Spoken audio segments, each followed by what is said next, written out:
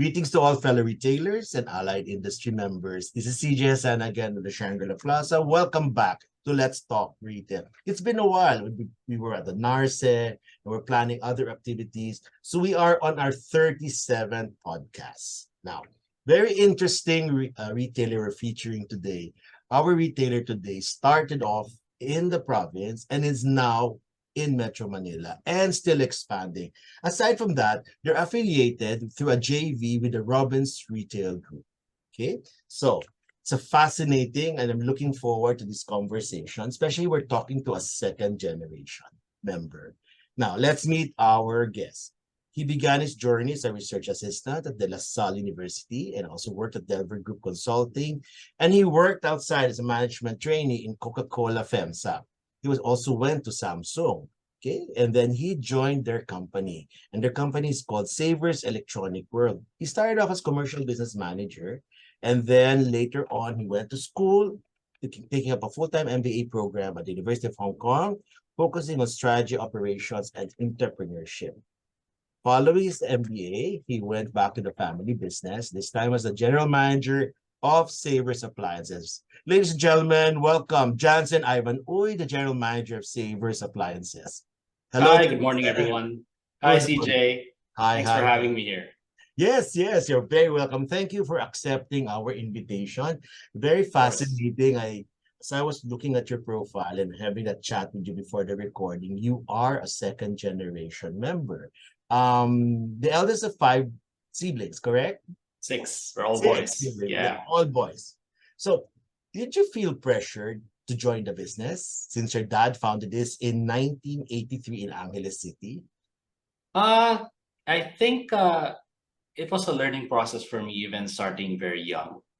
I actually was exposed very early on with my dad in the business, and along the way, I enjoyed working with people. So that's, I think, one of the core aspects when it comes to retail is working with different types of people. Good point. And in terms of early exposure, actually attended my first appliance convention when I was 7 years old. Okay. And started sweeping floors in our department store around 10, and was involved as a cashier assistant when I was 12 years old. So I think the common thread amongst all of these was that the daily interactions with people was always there. And that really piqued my interest when it comes to retail, and eventually interested me in joining the family business. Okay, so you studied in La Salle, then you joined a consulting group, then you started your corporate career. So was that okay with everyone? Is that something you can go first outside? Because many of our retailers want their kids to join the company at once. Was it actually we had a long discussion. Actually, not only my dad, because his siblings were also part of Savers Appliances back then. And one of the questions when we were having this conversation was that, you already have to join the family business. Tulungan mo na yung tatay mo. Syempre, hirap na ng negosyo and all. You're expanding and all. And my point of view is that, okay, yes, definitely I will be able to help out in my own capacity if I join the family business. But is there any other way that I could contribute that is outside what they have already been doing in the past? And that's why I thought that I need experience outside. I need experience in the corporate setup. And I need experience coming from our vendors, or the corporate giants like Samsung, LG, before I come back and join the business.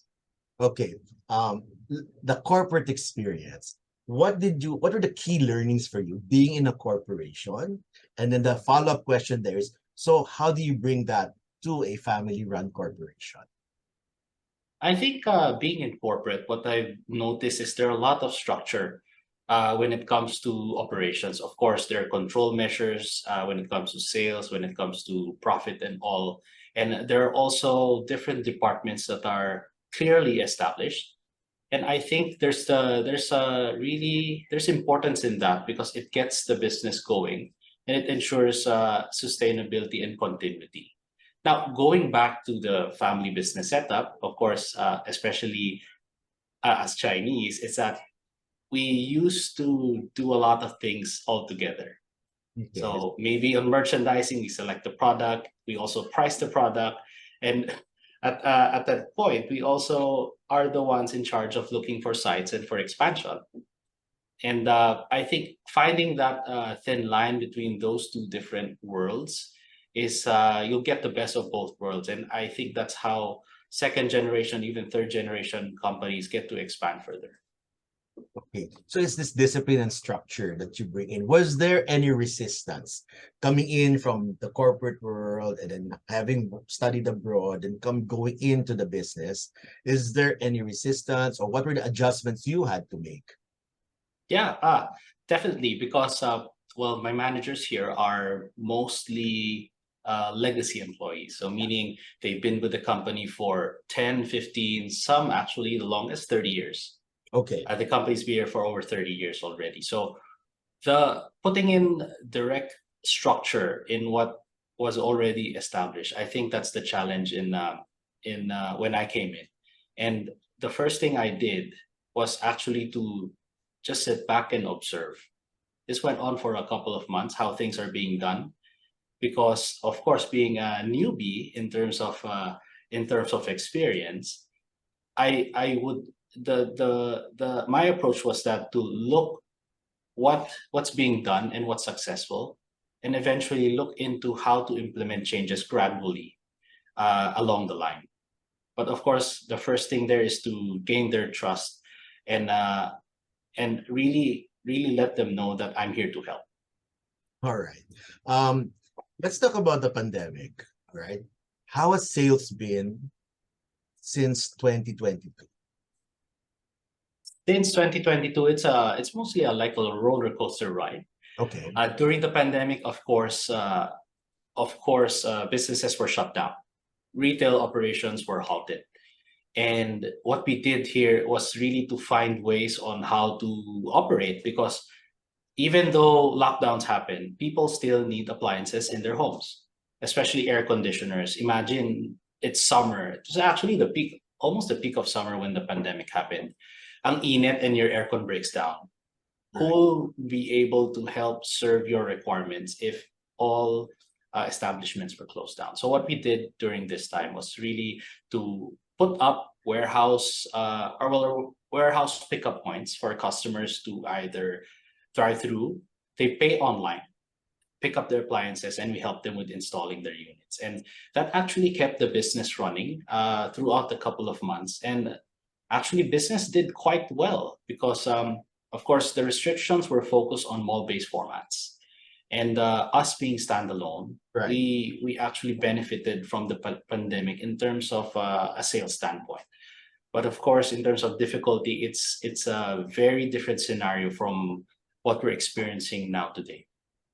So what were your key learnings? If you're gonna summarize it into, let's say, 3 to 5 bullet points, what were your key learnings from the pandemic? I think I have two. It's really agility and rapid experimentation. We have to really act fast, put up specialized teams, not usually the norm that we used to have, like a marketing department, Right. an e-commerce department, an operations department, but rather small teams that work together and do a regional approach in terms of operating. Because the lockdowns happen in various different areas and in various different times, all at the same span. So being able to try out different things, but learn from it very quickly is something that we've tried to do along the way. And that helped out in terms of reaching out to our customers. Okay. Speaking of customers, what is the pandemic evolved customer for appliances? Interesting question. We've had this discussion multiple times, Okay. even until XCOM. What's happening with the customer right now? It's to be very frank, the customers are more demanding right now, All right. more less brand conscious because of inflation. So what's happening with inflation really picking up over the past couple of months? Customers are now looking at different brands outside the norm. Now, China brands are on the rapid rise. challenging the Korean and Japanese incumbents already. It's because of inflation and price point. So people are really looking for other options right now in the market. And with this, there are a lot of options to choose from. There are a lot of retailers to choose from. We have to find a way on how to really offer the best package for our customers. And that's the everyday question that we're trying to address. I noticed you have 40 brand partners. So you mean there are more partners you're bringing in from the different place, like in this case, China. Yes, yes. Actually, over 50 right now, since Okay. we're looking to partner with different brands. There are a lot of specialized products right now. Dati, let's just look at electric fans. So there are desk and stand fans. Now you have electric fans that work battery operated, USB operated. There are handheld fans. There are fans now with it's like a shape like a headset. So with these different types of products, then there are a lot of vendors right now that are opening up shop and offering very different types of consumer electronics for our customers. I think it's a good sign because now we're seeing a lot of innovations happening in the last couple of years compared to before that you have a TV. It's from CRT to LED now to 4K. But now you have portable TVs through projectors that you can take with you. Right. And you actually have cell phones that are actually in OLED quality already. So a lot of different developments in terms of the appliances industry in the past couple of years, and it's good for consumers. Okay, back to the consumer. So the behavior they have during the pandemic, what do you think they will carry on for aside from dealing with inflation? What behavior do you see continuing until next year, the next 2 years? Definitely they look at price as one of the biggest drivers, and then two would be options. Now they have a lot of options. They have a lot of price points to choose from. It's actually somewhat of an analysis paralysis for our customers because they now don't know what to purchase. And now we also have the rise of travel. A lot of people are going out abroad. A lot of people are spending on experiences, and these actually are a direct substitute when it comes to improving their homes. We've seen a huge surge right after the pandemic. People started putting up their own businesses, small carinderias, small mom and pop shops for reselling frozen goods. And this actually boosted the sales for chest freezers and refrigerators. And people actually spent more time at home during the pandemic. Right. There's that work from home setup. People upgraded their TVs, their laptops, and actually had the opportunity to improve all their appliances, even furnitures at home. And now it's totally different. It's what happened. Yes. Now, inflation is picking up. Now you have travel is already open.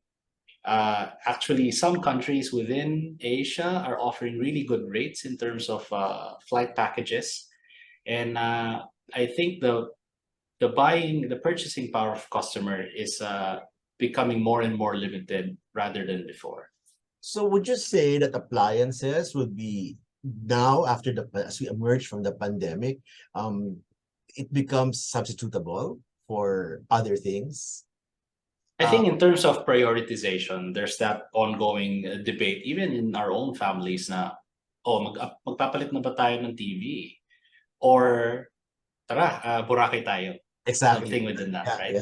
Yeah. Okay. Experience versus consuming something. Correct. All right. But I think that will be temporary because of inflation. Usually, appliance purchases are big ticket items. Hindi biro yung paggastos. I mean, looking at your aircon, split type aircon with insulation is around 30,000-40,000 pesos already. And with inflation, it's much more challenged for our consumers to purchase. But what we're trying to do here in our stores is to offer them a lot of options in terms of payment. So we do financing through home credit. We also do partners with a lot of banks in terms of 0% up to 24 months Right. 0% interest to 24 months. And I think consumers are starting to appreciate that even further. And now it's not a substitute anymore, but it's a matter of budgeting the land. Because if it's 24 months to pay, then I could upgrade my refs, I could upgrade my TVs at the same time. Budol. Yeah. Investment. Investment. Okay. Now, it brings me to the question of, will online take over offline for the consumer? Yeah. Is this for in general or just for appliances? Well, for appliances first, on a micro level, on a macro level, I'd like to hear your thoughts. Offline versus online. Okay. For me personally, we're managing Shopee, Lazada, and we have our own website. And this has been established for over 10 years already, right? Even before the pandemic.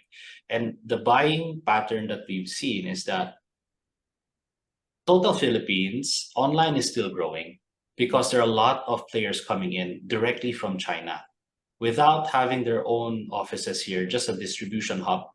You purchase via Lazada, via Shopee, and they shipped it very fast straight to your homes. This is very prominent in smaller items, maybe gadgets, maybe earphones, maybe some household improvement items that are small in size. Because one, logistics. Okay. Now, small items are easy to ship out. They're fast to ship out compared to larger items like appliances. So now looking at from the appliance point of view, the refs, let's say a 24 cubic ref, would be expensive to ship out online. And apart from that, people like Filipinos still want to go to the store and experience that brick and mortar feel. Okay. What's inside that compartment? How much can I put? And what are the different types of appliances I could choose from? Maybe for mobile, they already know what they want to purchase. But for appliances, I think that in-store experience is still very important when it comes to their appliance journey. When you say in-store experience, which is a theme really that's coming across categories, what in-store experience are they looking at now post-pandemic?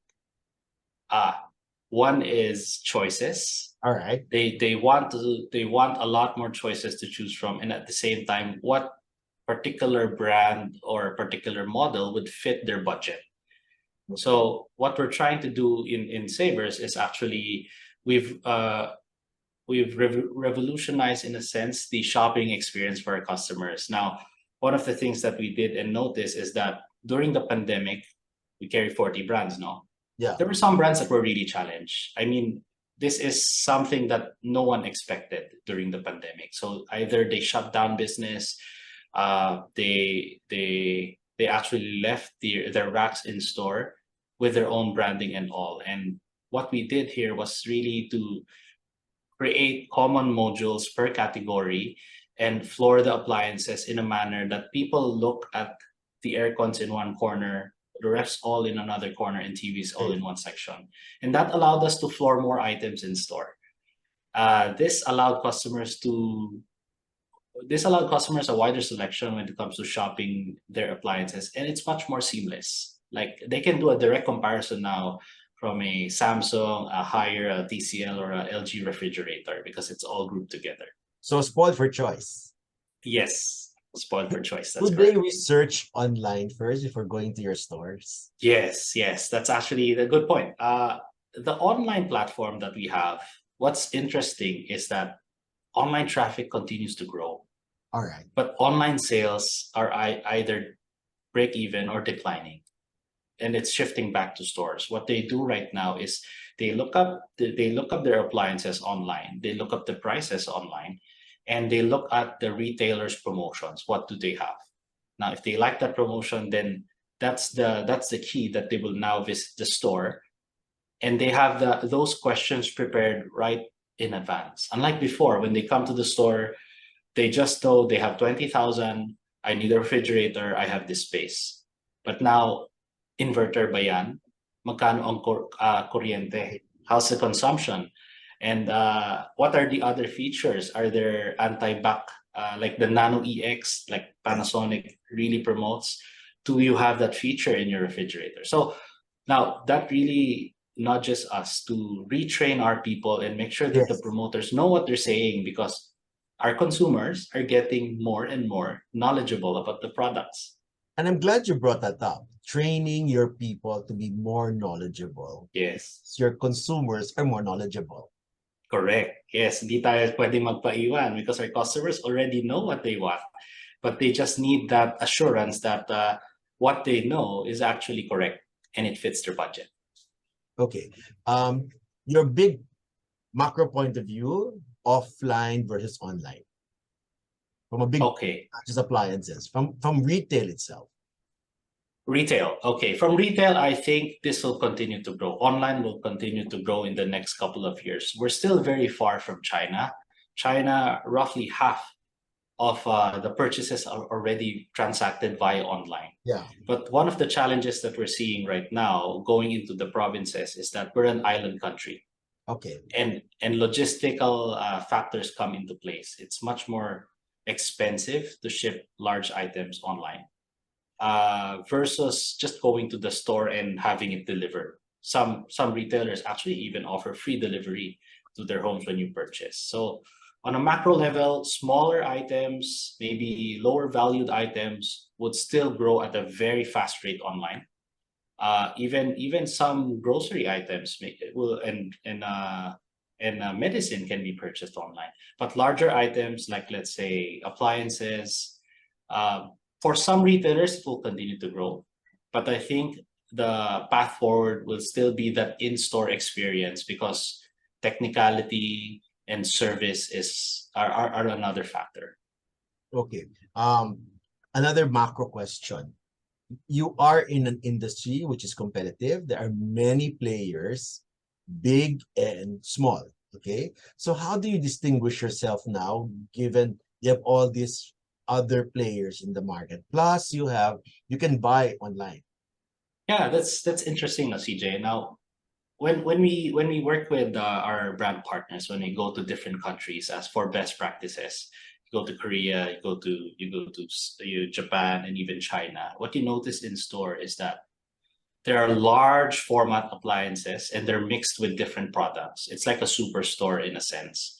And when you go there, there are also a lot less people in store. So when you go back to the Philippines, the dynamics is the total opposite. You see a lot of retailers, you see a lot of mom and pop shops that offer the same type of product. I think in terms of savers, we like to use acronyms now. What differentiates us from the others? And I always tell my team 3S. It's the solution, the size, and then the selection. Now, being in savers, what we offer is the full end-to-end solution. It's not just appliances per se, but from the design process, from the purchase, and even until the after sales. So what do we mean here? It's the design process. We partner with a lot of architects and engineers. Appliance purchase is quite technical at times. When it's air conditioners, you have to look into what the size of the room, how much piping must be installed, and how much load will your electrical capacity be able to support.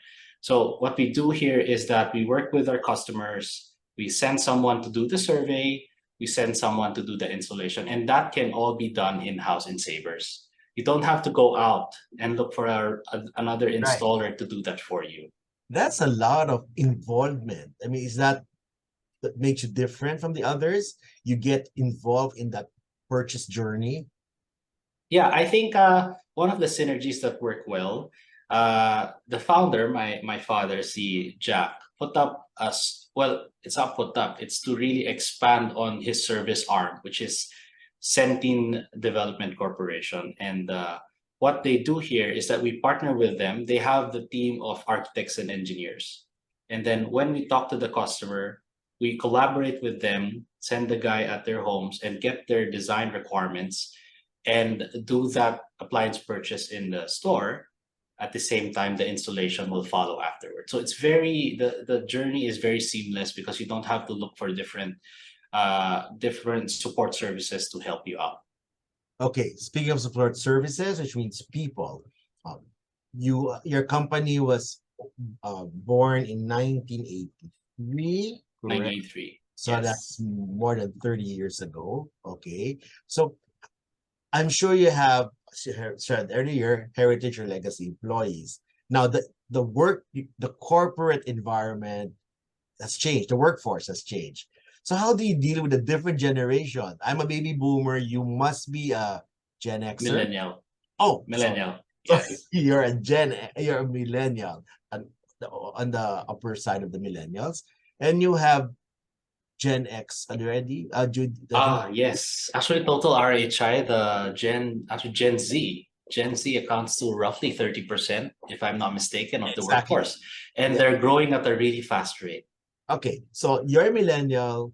You have the Gen Z with you. Definitely not Gen Alpha yet. But how do you deal now with this intergenerational? And of course, your dad is maybe like me, a baby boomer who's still active. Mhm. So how do you do that? How do you cruise to that intergenerational dynamics? I think, yeah, there are a lot of different generations in the workplace right now. Kami in Savers, it's somewhat equally divided amongst millennials and Gen Z, and then we have Okay. some Gen X as well. And what I've noticed along the way is that mutual respect plays a very important Right. role here. There are a lot of different ways people work, and we've seen the differences in terms of the generations and how they work. Okay. And what we have to do is to just be able to think coming from their end. Why is he responding in this way? Didn't he like what I said? Something and something, right? Uh, what we've noticed is that just working in teams is a very big step forward already.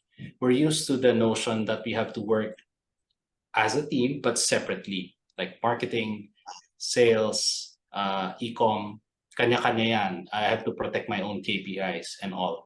Now, what we try to do is to do special projects, maybe smaller teams. We've seen this in Silicon Valley where they pull in different members of different teams to work on a project.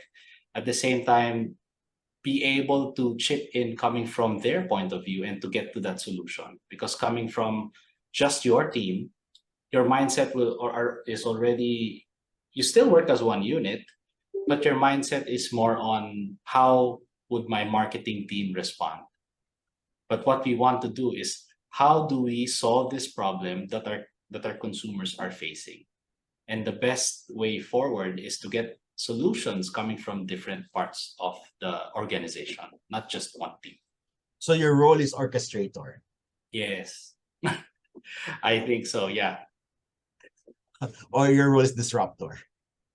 I think both. We have to do a lot of, we have to make some hard decisions. Yun nga eh, we have legacy employees now, and then we have a lot of plans that we want to implement coming from the corporate side. There is no one single solution to getting better at what we're doing. And what we have to find out is that how do you get to marry those two?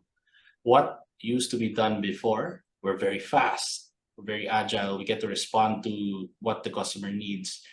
And on the other side of the spectrum, there's a structure in a sense that we get to control, we minimize losses, right? At the same time, we get to manage our inventory more carefully right now. So finding the sweet spot, I would say, is something that we're trying to work on. And there are already a lot of wins that on some projects that we've already executed that.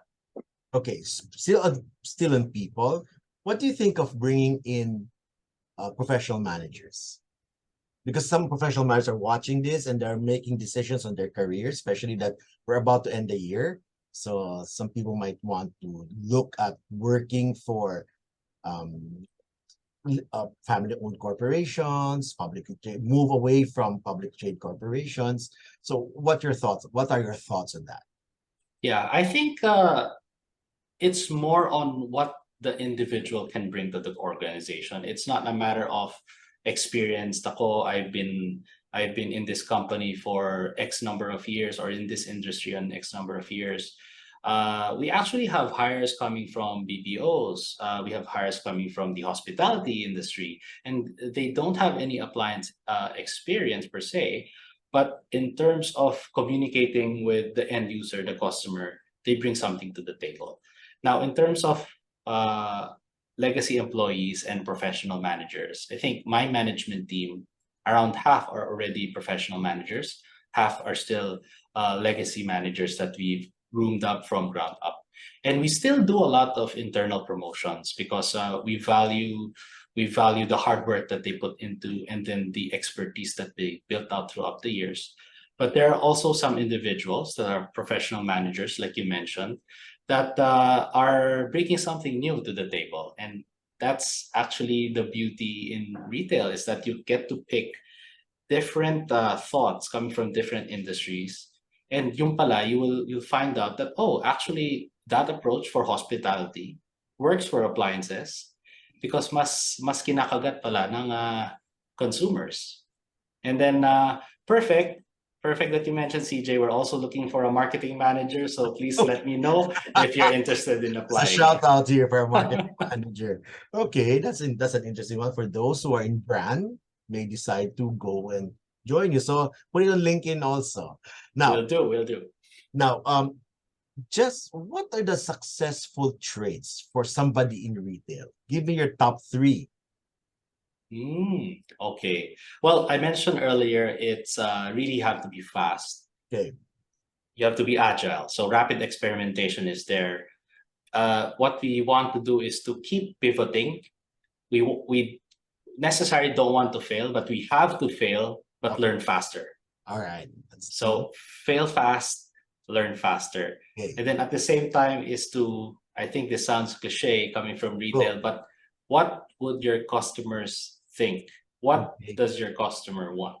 So put yourselves in the shoes of the customer, and then at the same time, try to find out their pain points, because again, they're buying into not the product, but they're buying into a solution to solve a problem, right? So you're buying an aircon because mainit sa bahay. You're buying a ref because you want to keep your goods pristine. You want to keep your goods bacteria free, etc. So now that is already in that mindset. How do you get to serve your requirements to the customers? Okay, we'll wind down this conversation, this very fascinating conversation. We'll start Okay. off with crystal ball questions. First one will be, how do you future-proof your company? Okay, definitely take a look at technology. There are a lot of innovations in the market right now. There are a lot of softwares in the market right now. They are expensive, but they help out. I think in terms of inventory management, these systems play a very, very big role in terms of pushing the company forward. And at the same time, I mentioned earlier that customers are becoming more and more demanding. They're becoming more and more knowledgeable. So we have to find a way on how to differentiate what we'll be doing in the next couple of years versus what's being done already in the industry. So putting yourself forward, investing on technology, maybe working with different retailers also in the market, having those synergies, having those partnerships play a very important role as well. So I think us in Savers, we don't only do retail. We also work with a lot of organization in terms of meeting their corporate requirements. So what we usually do is to work with them in organizations, maybe even in CSR activities. But at the end of the day, it's the networks that you build throughout your journey, and that will help you in coming up with unique ideas, differentiated ideas that will help out your organization. Okay, my second crystal ball question is your fearless forecast for Christmas 2023, May Pasko ba, and the first semester of 2024. Interesting. Okay, the past 2 months, August, September, I think for retail is a bit slow. Yeah. Now, there's a caveat here that people are saving up. People are saving up to purchase bigger items coming into O&D, which is Q4 and Christmas season. In terms of, is there a Christmas season? I think yes. Definitely 13th month pay is coming in. There are bonuses that are coming in. And at the same time, the pent up demand that people are saving from August to September. They will be spending this in the next couple of months. So definitely Christmas, I think there will be a big Christmas coming into Q4. Okay, first semester of First 2020. semester, that will depend on inflation. So we've seen the big spike in inflation. I think that dampened the demand in the retail consumer market in the past couple of months. But I think once it stabilizes, there is a there is a trend that people will start to purchase again, will build more confidence, especially when the price of the goods start to come down, price of gasoline start to come down, then that's a ripple effect when it comes to retail. Okay, now my last set of questions, one word answers, very fast. Okay, get to know you more on a personal basis. We call this Okay. rapid fire. So we start our favorite time of day. Morning. Stress buster. Cough. Uh, Beer, vodka, coffee. Beer, definitely. Okay, and we should have that one of these days. Describe Yes. yourself in one word. Curious. All right. And lastly, what keeps you up at night? What keeps you awake at night? People. All right. Now, that was, well, time flies fast when you're having Yeah. fun. Thank you so Yeah. much, Jansen, for joining us for the 37th episode of Let's Talk Retail. We wish you more power to your business and continue Thank you, CJ. selling. And thank you for being a part of this very dynamic retail environment. And that's it, Thank you. ladies and gentlemen.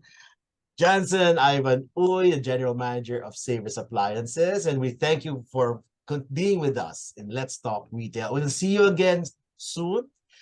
Check us out on YouTube, and of course, we are on Spotify. All right. This is CJ Hassan, Right. Shangri-La Plaza. I will see you again in our next episode of Let's Talk Retail from the Philippine Retailers Association. Bye-bye.